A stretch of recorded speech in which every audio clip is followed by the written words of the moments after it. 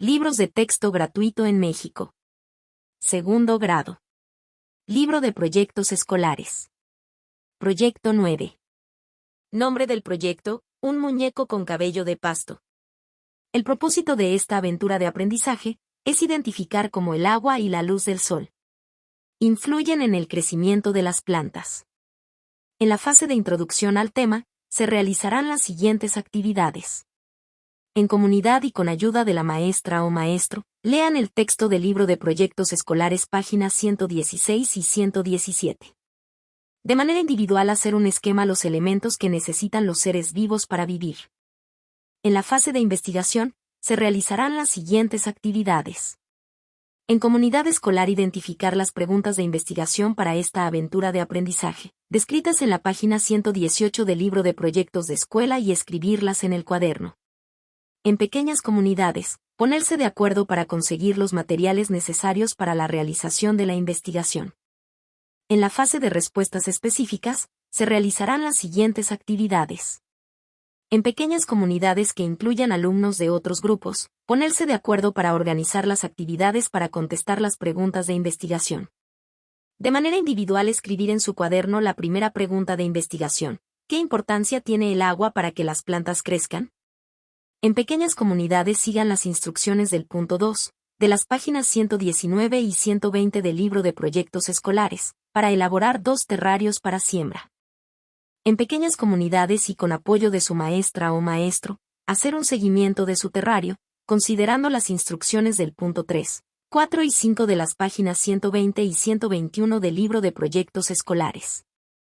De manera individual, elaborar en su cuaderno una tabla como la mostrada en el libro de proyectos de escuela, página 120, para registrar los cambios de tamaño de las plantas de las semillas germinadas. En comunidad escolar, hacer un comparativo de los tamaños de las plantas en 2 días diferentes y registrarlo en el cuaderno, para saber el crecimiento alcanzado por las plantas. En plenaria, y con base en los datos obtenidos, reflexionen si el agua es indispensable para los seres vivos.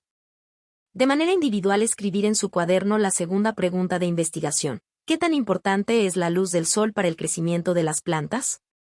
En pequeñas comunidades, sigan las instrucciones del punto 2, de las páginas 124 y 125 del libro de proyectos escolares, para elaborar 2 terrarios para siembra en una caja y exponerlas al sol.